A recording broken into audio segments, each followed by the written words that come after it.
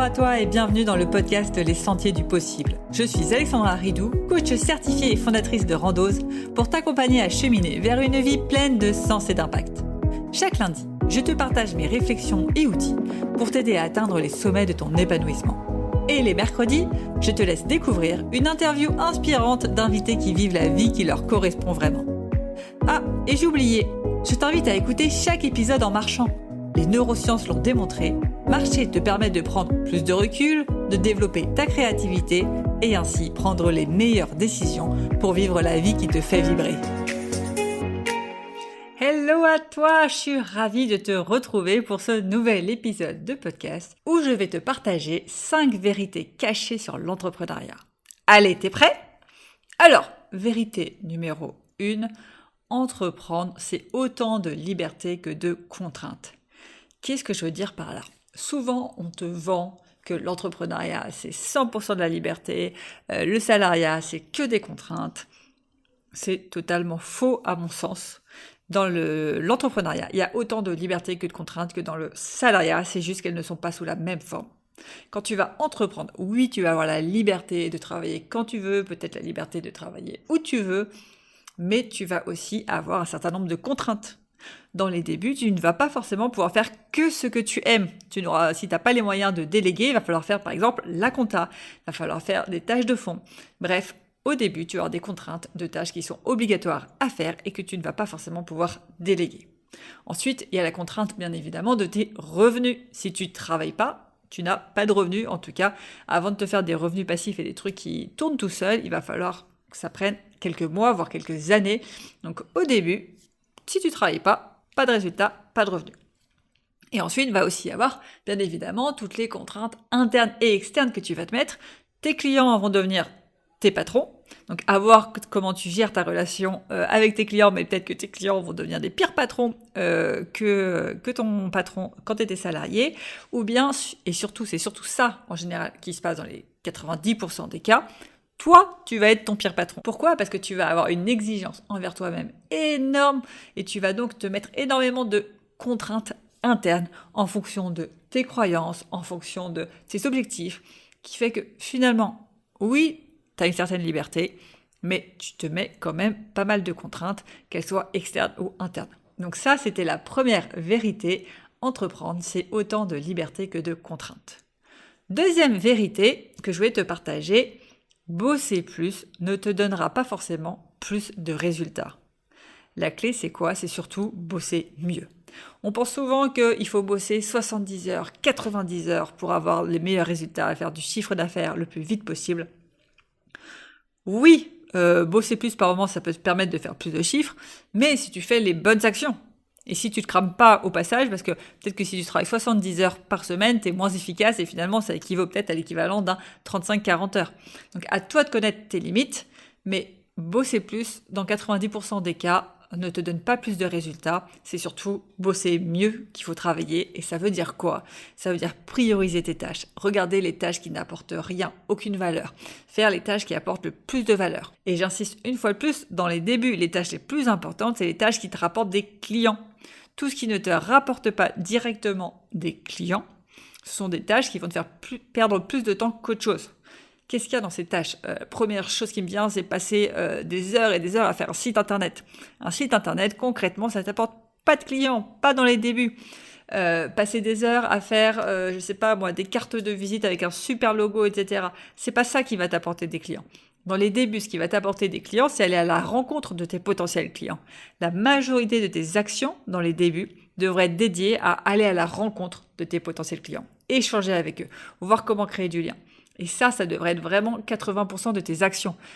Tu peux passer 70 heures par semaine à bosser un site internet, à bosser des cartes de visite, à poster du contenu qui n'intéresse pas ta cible client, ça sert à rien. Tu peux passer 90 heures, on peut passer 100, tu peux augmenter le volume. Ça ne change rien si tu ne vas pas au contact de tes potentiels clients. Donc une fois de plus, la clé c'est surtout de bosser mieux. Troisième vérité, l'objectif c'est de profiter du chemin et pas des résultats. Qu'est-ce que je veux dire ? Si ton objectif dans ton aventure entrepreneuriale, c'est de te dire « Allez, j'y vais à fond et je profiterai quand j'aurai atteint les 3 000 € de chiffre d'affaires », tu ne vas pas vraiment t'épanouir dans ta vie entrepreneuriale. En tout cas, c'est mon point de vue. Pourquoi ? L'entrepreneuriat, c'est des montagnes russes. Si tu n'apprécies pas les moments de down, les moments de bas, tu vas vite déchanter. Qu'est-ce que je veux dire par là ? Tu n'auras jamais atteint une certaine zone de confort et tu pourras dire « allez, je lève les pieds ». À chaque fois, il va y avoir un nouveau palier. Dès que tu règles un problème, un nouveau apparaît.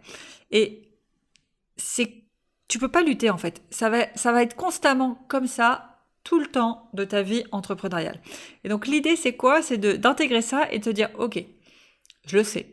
Il va y avoir des moments de bas, il va y avoir des moments de haut. J'ai profité des moments de haut, mais je profite aussi de ces moments de bas. Parce que dans ces moments-là où tu es challengé, où tu n'as pas le chiffre d'affaires que tu veux, où tu galères, où tu fais des erreurs, c'est là où tu apprends le plus. C'est ça qui va te faire le plus évoluer.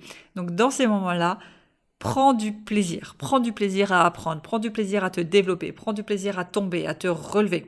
Ça ne va pas s'arrêter. Je t'enlève tout de suite ce fantasme. Tu vas forcément avoir des bas. Pourquoi ? Parce que, supposons tu atteins tes 2000 € de chiffre d'affaires, tu dis « Waouh, trop bien, je me mets les pieds en éventail ». Ça va durer 6 mois, je pense. Et au bout de 6 mois, une fois que tu as les pieds en éventail, il y a un moment donné, ça va retomber. Les clients, ils vont pas venir tout seuls. Il va falloir aller chercher des clients. Et d'ailleurs, ça, c'est une erreur que je vois beaucoup dans ceux qui veulent se lancer dans de la formation en ligne. Oh, je crée une formation en vidéo et une fois que je l'ai créée, c'est bon, ça se vend tout seul, j'ai plus rien à faire. Non, il y a personne qui va naturellement aller acheter ta formation en ligne si derrière tu fais pas des actions pour te faire connaître et des actions quotidiennes. Je connais aucun entrepreneur, à ma connaissance en tout cas, qui vraiment a les pieds croisés en éventail. Ceux qui ont, on va dire, qui travaillent 4-5 heures par jour, il y en a quand même pas mal, mais ils ont quand même travaillé pas mal dans les débuts, et ils travaillent quand même toujours 4-5 heures et ils rencontrent toujours des difficultés. Ils travaillent 4-5 heures, mais c'est pas pour ça qu'ils n'ont pas des moments de bas. C'est juste qu'ils ont décidé de se dire, mon maximum c'est 5 heures, et si j'ai un moment de bas, c'est pas grave, je continue de travailler 5 heures par semaine, j'ai délégué ce qui est délégable, et je peux me le permettre. Donc vraiment, c'est une illusion. Je pense qu'il n'y a aucun entrepreneur qui va te dire qu'il a réussi à passer, plus de 6 mois, sans aucun doute, sans aucun moment où les résultats n'étaient pas là, où il n'a pas atteint ses objectifs, etc. Donc, aie ça en tête, il faut que tu profites du chemin. Parce que si tu ne vis seulement pour l'atteinte de tes résultats, psychologiquement et émotionnellement, ça va être assez compliqué. Vérité numéro 4. Ton client se moque de tes diplômes. Ce qui compte, c'est la relation de confiance que tu crées pour l'aider à résoudre son problème. Et ça, c'est très important. Combien de personnes je vois dans les débuts aller justifier, on va dire, leur jeune expérience par « Ah, moi j'ai été diplômé par ci, moi j'ai fait ci, moi j'ai fait ça, etc.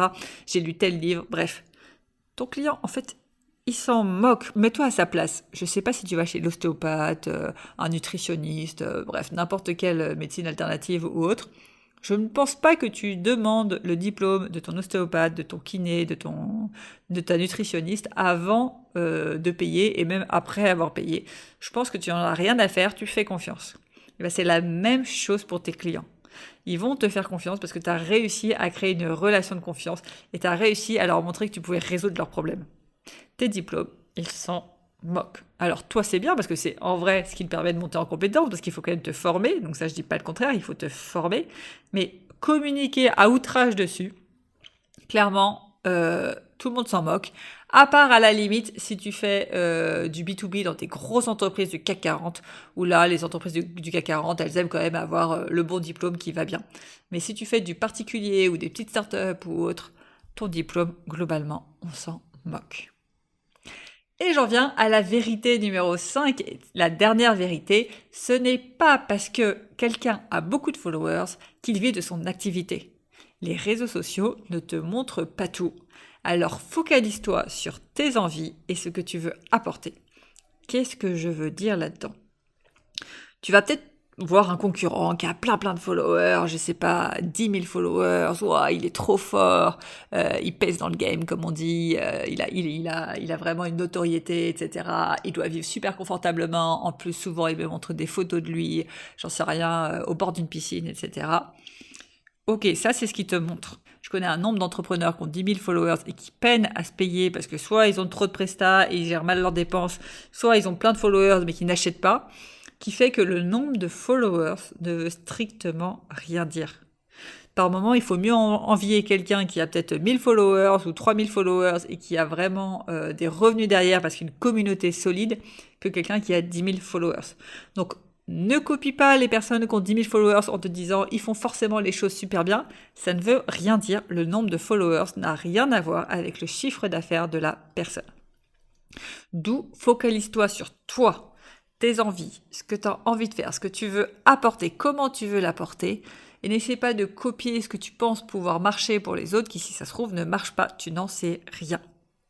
Et par contre, si bien évidemment tu sais que cette personne, elle vit vraiment de son activité, je sais pas, il y a de la preuve sociale, t'as vu, elle a acheté une maison à je ne sais pas combien de milliers d'euros, là tu peux commencer à faire confiance et te dire ok, ce qu'elle fait, ça doit marcher, je peux m'inspirer, je peux voir comment intégrer ces techniques, ces stratégies pour que ça marche aussi pour moi. Mais encore une fois, c'est pas parce que ça marche pour elle que ça marche pour toi. Je rabâche énormément ce discours, mais ça marchera pour toi seulement si ça te correspond, seulement si tu es aligné avec et si tu crois pleinement dans tes actions. Donc voilà, c'était la 5e vérité et je t'ai préparé quand même une dernière vérité, une petite vérité bonus, qui est qu'en fait, il n'y a aucune vérité viable à 100%. Pourquoi je te dis ça ? Je dis pas que tout ce que je viens de dire, c'est faux et que tout ce que je viens de dire, c'est de la crotte. Je te dis juste que ce sont mes vérités dans mon prisme, de mon expérience, et que tout est question de perception. Tu vas avoir des gens qui vont te dire que non, l'entrepreneuriat, il n'y a pas de contraintes, parce que eux, ils ne vivent pas ça comme des contraintes, ils ne voient peut-être pas les contraintes, ils se mentent peut-être à eux-mêmes. Tu vas avoir des gens qui vont dire, bah oui, moi quand je bosse plus, j'ai plus de résultats. Donc, une fois de plus, ça dépend vraiment de tes perceptions, des perceptions de la personne, et de manière générale, on est tous différents, tous les humains. Alors, on a quand même quelques points en commun, on a tous les mêmes principes de réaction, on va dire, psychologiques, etc. Mais tout est question de perception. Donc, essaye le plus possible, même si c'est très bien d'écouter des conseils, c'est très bien de s'inspirer, etc., de faire toi-même tes propres avis sur les choses. Fais des erreurs. Crée-toi tes propres vérités. Si quelqu'un te dit une vérité et tu y crois comme ça, teste-la. Et si tu te rends compte que ça marche pas, c'est peut-être que cette vérité, elle marche pas pour toi. Peut-être que toi, c'est une autre vérité qui est bonne pour toi. Et j'insiste vraiment là-dessus. C'est pour ça d'ailleurs que dans ce podcast, ok, je vous donne des conseils, mais ça finit toujours par une question de coaching pour que vous reconnectiez vraiment à comment je peux appliquer ça à mon cas. Qu'est-ce que j'ai envie de retenir pour moi ? Qu'est-ce qui fait sens ? Qu'est-ce qui résonne en moi ? Et que tu prennes seulement ce qui résonne en toi. Ce qui ne résonne pas en toi, ne le prends pas. Alors, ça veut pas dire qu'il faut se borner dans des idées pourries, des trucs qui marcheront pas. Je dis n'importe quoi, tu veux lancer un accompagnement pour les SDF. Naturellement, moi, je te conseillerais de pas y aller parce que c'est pas ceux qui ont le plus d'argent. Après, pourquoi pas, tu peux sûrement réussir à en vivre si tu es vraiment ultra motivé, en te disant que tu fais tes partenariats avec, je sais pas moi, la mairie de Paris, que tu fais une association où tu récoltes des dons, etc. Et peut-être que tu peux réussir à te faire un salaire. Je n'y connais rien au milieu associatif. Donc moi, je te ferai le conseil de, je pense pas que tu puisses vivre de ton activité en ayant comme cible les SDF, mais peut-être que c'est possible. Encore une fois, c'est ma vérité avec mes croyances, parce que j'y connais pas grand-chose aux aides que tu peux avoir quand tu fais de l'associatif, à tout ça. Mais peut-être que c'est possible. Donc, une fois de plus, ce que je te dis, ce que disent les autres autour de toi, ce sont leurs vérités basées sur leur prisme, avec leurs croyances.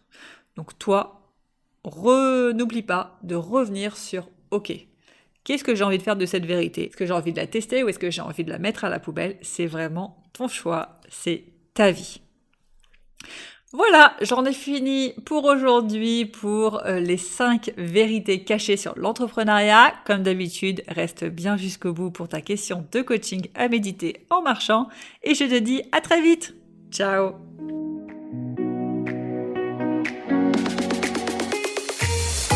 Avant de te plonger dans la question de coaching du jour, pense à rejoindre la plateforme d'exercice en ligne du podcast pour y retrouver les notes d'épisode, les questions de coaching et l'action à réaliser pour cheminer pas à pas vers une vie pleine de sens et d'impact. Le lien est en description de l'épisode. Et bien évidemment, si tu as aimé cet épisode et le concept du podcast, tu peux me le faire savoir en me laissant une belle note ou un joli commentaire sur la plateforme de ton choix. Tu peux aussi partager le podcast à une personne qui peut en avoir besoin. Et c'est parti pour tes 2 minutes de coaching et on se retrouve très vite dans le prochain épisode. Bye bye! Et c'est parti pour ta question de coaching du jour, à méditer comme d'habitude en marchant et en musique. Si tu n'écoutais aucun conseil et seulement ta petite voix interne, que ferais-tu ?